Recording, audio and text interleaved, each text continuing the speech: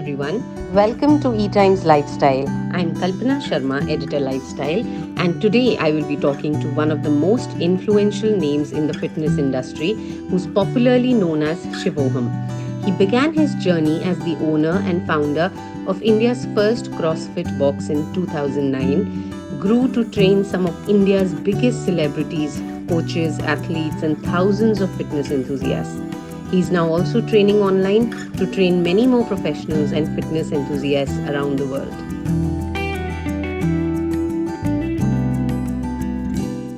So many years you've been in the fitness industry, you've seen the whole scene changed.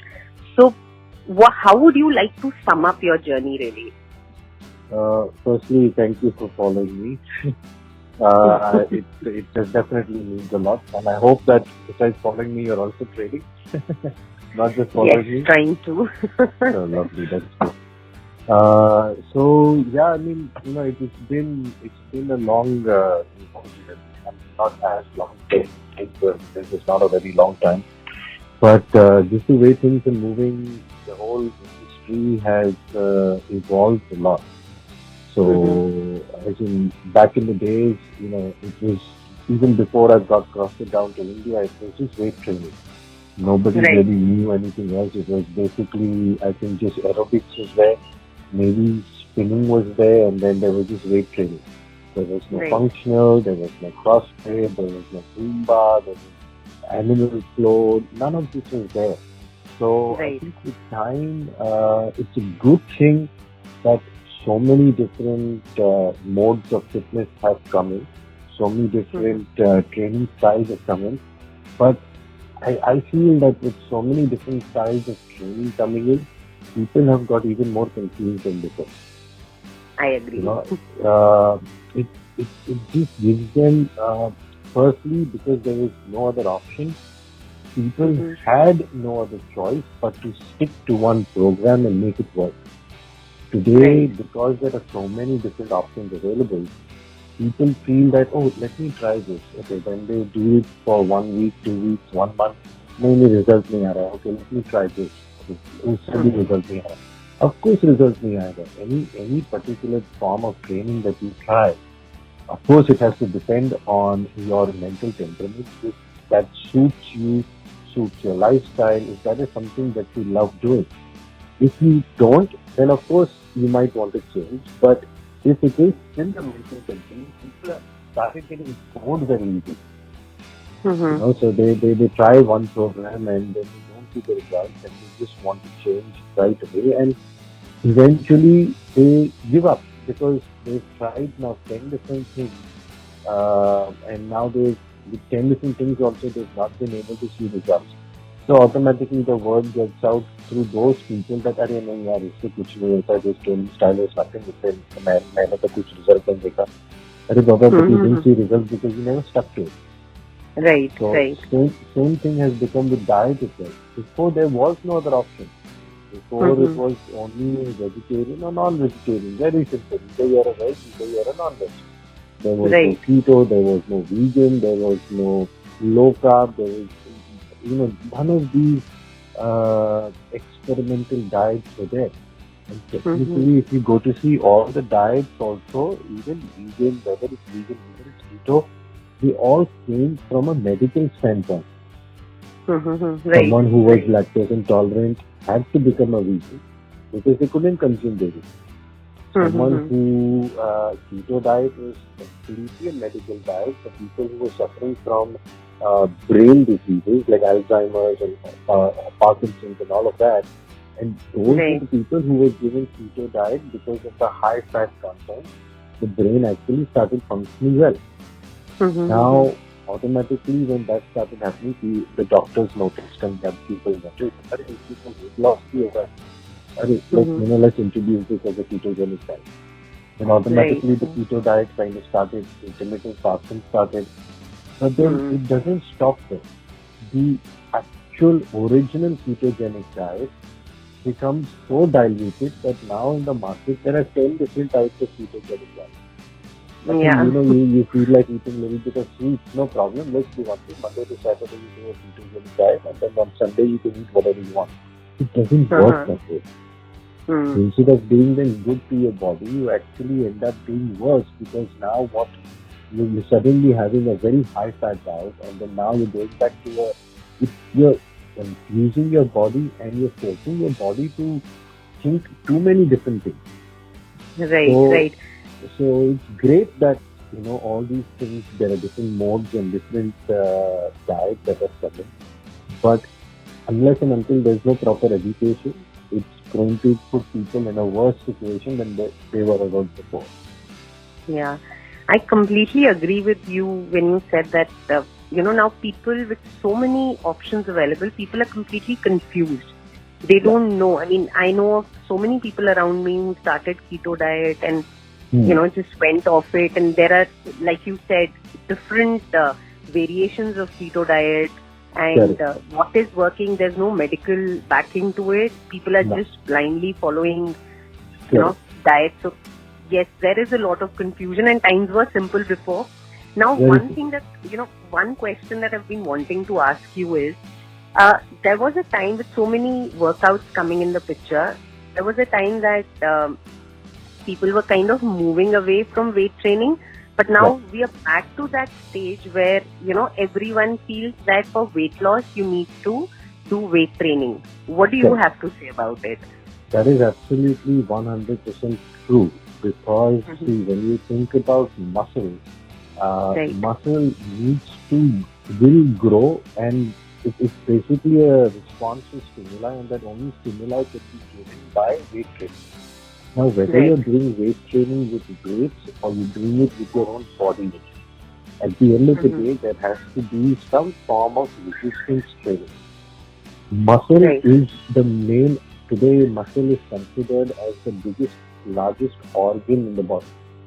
It was never considered as an organ, but today muscle is actually considered as an organ in the body, in which all the metabolisms are and all the functions that you can do. So your protein synthesis, your carb synthesis, your fat synthesis, all of that is happening inside the muscle.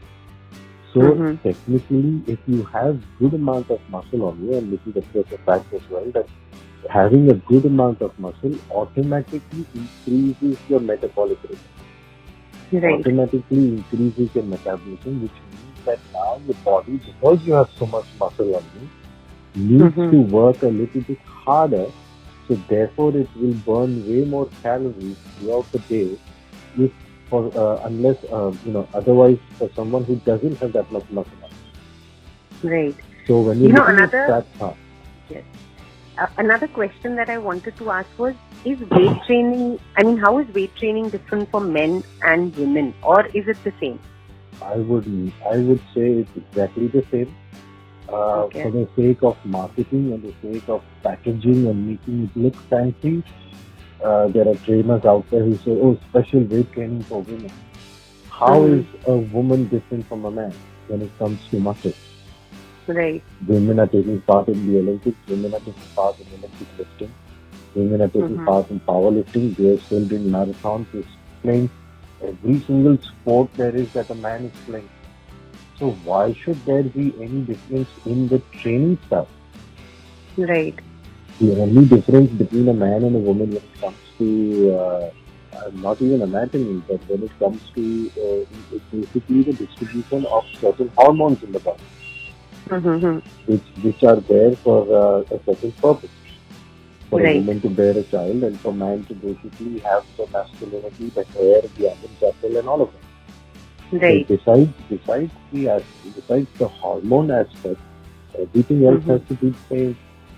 A woman still squats, and if you actually go to see, for all my years of training, what I've seen is that a woman's lower body is way more stronger when it comes to, relatively spoken, to a man's upper body. Man's lower body. Oh, wow. And you will see this as a very good example in rock climbing. So when we go for rock climbing, when I used to go rock climbing in Australia, we see that, rock climbing is all about pulling with your arms, and, you're strong in the arms, and that's why we end up pulling, and our forearms and everything get tight very quickly, and we get fatigued very fast. For a woman, she already takes it for granted that, of course, her upper body is not as strong, So she needs to push with her legs. And Right. technically, if you go to see rock climbing or the sport of rock climbing, it's a lot more about the legs than it is about the arms. The arms are, of course, there for, to help you pull and for support, but all the work, major work is being done by legs. So when a woman starts rock climbing, she's automatically better than a man for some reason. So that also says, so technically there is no difference in training when it comes to lifting weights, or yes, because of menstruation, there is a certain process or a certain guideline one should follow, because during those 7 days there's a lot of different changes happening in the body. So there's a lot of blood loss happening, because of which the energy levels are very low in the body, and the hormones are playing a very different. So there is actually, even within a small blog on it, that in the start of the 7 days, first 2 days, so it's better off if you take complete rest.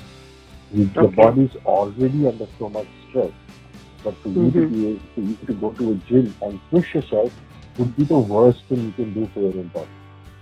Right. And then as the days go on, you can slowly again start with increasing. Maybe for the next 3 or 4, third and the fourth day, you do a little bit of weight training, but with very mild intensity. You can definitely do a little more cardio.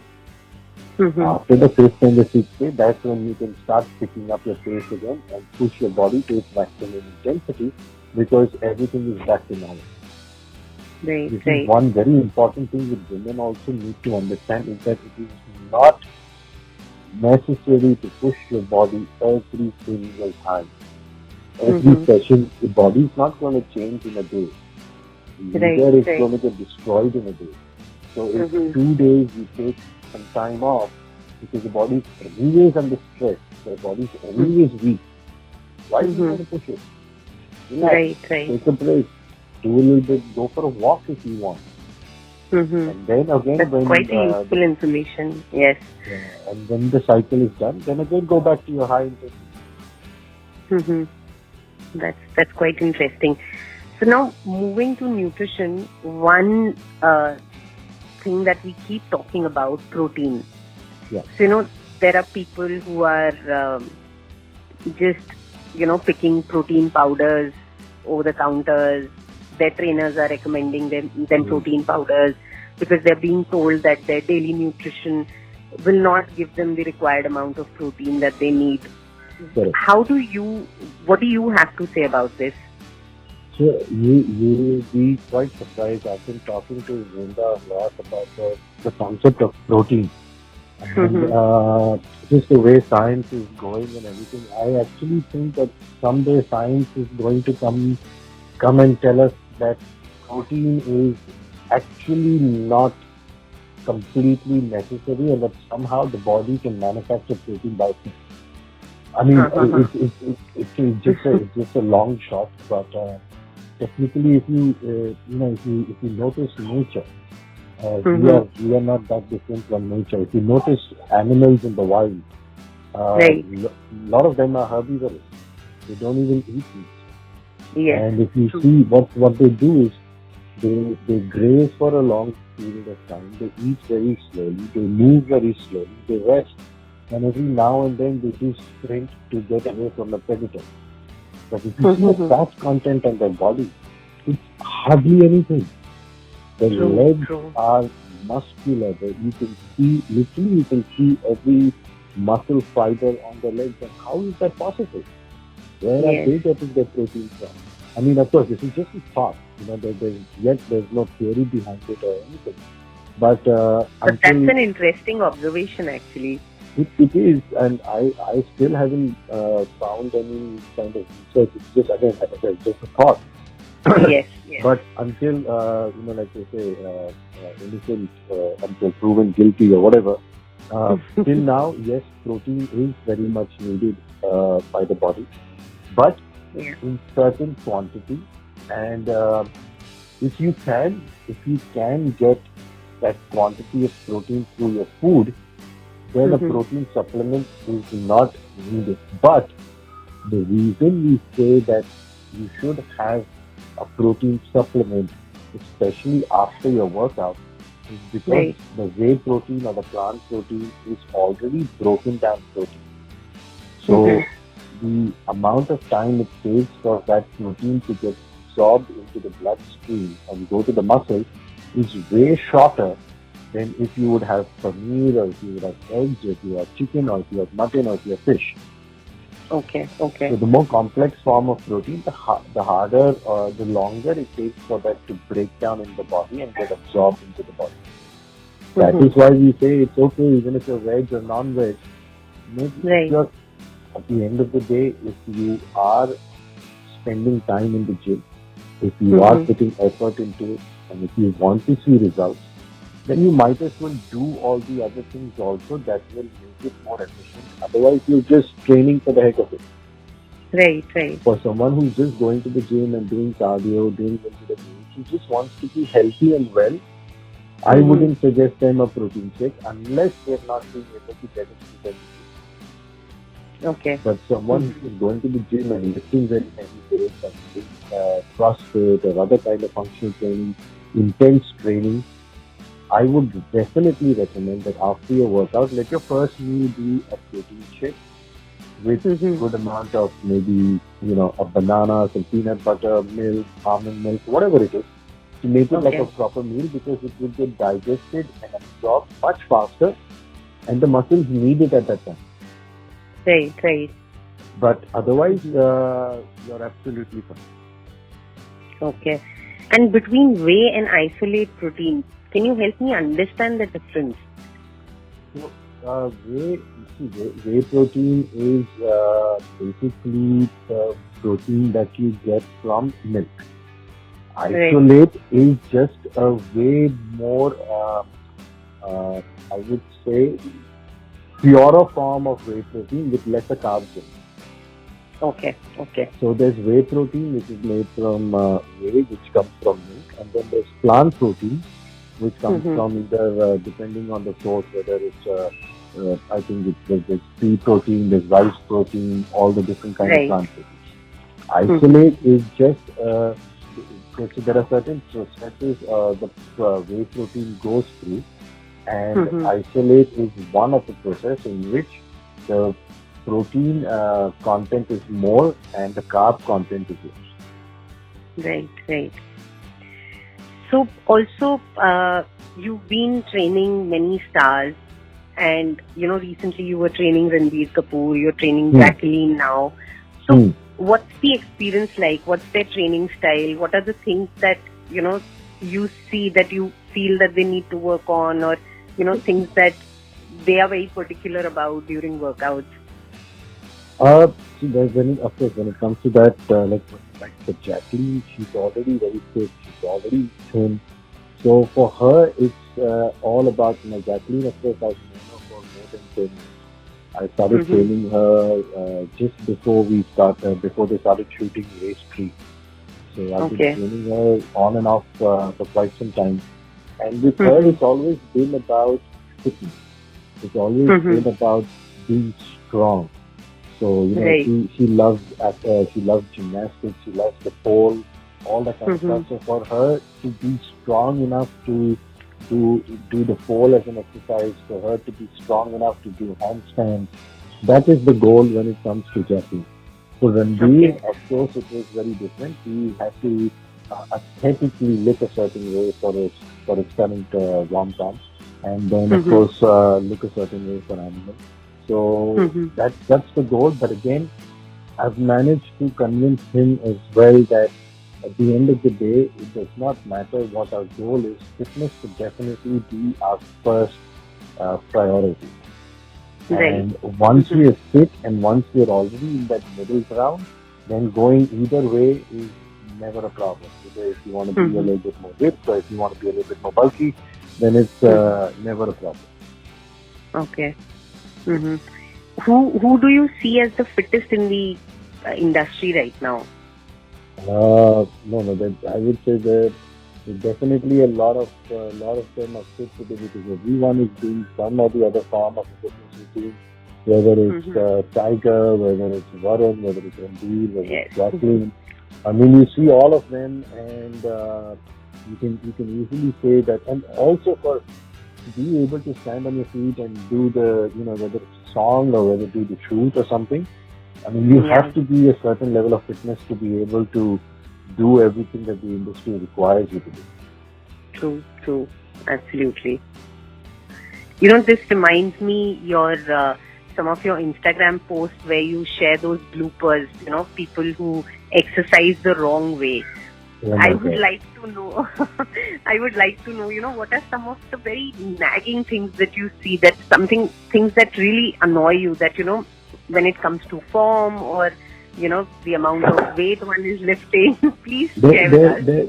There definitely has to be some form of gym ethics and gym moral conduct and stuff like that. I mean, you know, people might think I'm really strict and all of that. Yes, to a certain degree I am. And when I went to the gym, for me, it's all about, you know, training. And for me, it's all about that time is a very special time. And I also do agree that people do need to, you know, meet with their friends or train with their friends. But it would be great if they could limit their conversations to hi, hello, and then of course continue whatever needs to be done outside the gym. Right. But unfortunately, that does not happen. And I mean, form as well. I would love for people to, you know, be aware of their own body and their own form. To a certain degree, yes, you need a trainer sometimes to tell you if you're doing something wrong. But to be able to have the skill of feeling when you're doing something wrong. I mean, I would love for people to focus on that, because sometimes even the trainer or a coach could not see what's going wrong, but you can feel it. Right, you know, right. Some movements that you do just don't feel right. I mean, they absolutely don't look right, but for some reason you still feel that, oh no, I think I'm doing it correctly. So that is something which I would love for people to focus on. And I mean, you know, definitely don't lift to prove yourself or to prove to somebody else and get injured in the. I mean, why do you want to lift so heavy? What are you trying to prove?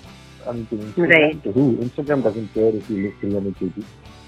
Yeah. And you know, it gives you some form of gratification and you know, makes you feel good when people comment on your post and stuff. But don't do it at the cost of your own health and well-being. That is something that I would definitely ask people to be a little bit more aware and conscious about. Well said. I think if we all can be in sync with our bodies, there's no bigger treasure than that. No, absolutely. Whether it's food, whether it's training, whether it's observing a situation and being able to reflect on it. If you can be in sync with your body and how you feel and how you're feeling at that point and not lie to yourself, then I like you said, I think that's probably the best thing, best training that you can get. True, absolutely. Before we end, you know, this is something that we've been reading and hearing about everywhere, that it's 70% of nutrition and 30% of workout. Do you see that ratio moving anywhere? I think people, I mean, definitely, I would say it is 50-50. You can't train like an athlete and outdo a bad diet. You can't eat like an athlete and outdo a bad program. So I feel it has to be both, but both of them have to be in sync with who you are, what your lifestyle is. I mean, you know, you don't need to train like an athlete if you're a normal 9 to 5 person. Just do what your body requires you to do and understand goals. People are just, I think, getting way too obsessed about training and nutrition and everything, and kind of forgetting everything else in the body. Yeah. Times were simple once. And the times are gonna get way more complicated even now. But that is why we need to take, like I would say, take responsibility. Like simple one thing I would really like to tell people is technology today has become amazing. Yeah. Whether it's heart rate monitors, whether it's a glucose patch, whether it's a metabolic hacker, whether it's whatever it is, the food apps and everything, technology is amazing. Absolutely. But we need to not become slaves to technology. We need to use the technology to become more aware of our body. Right.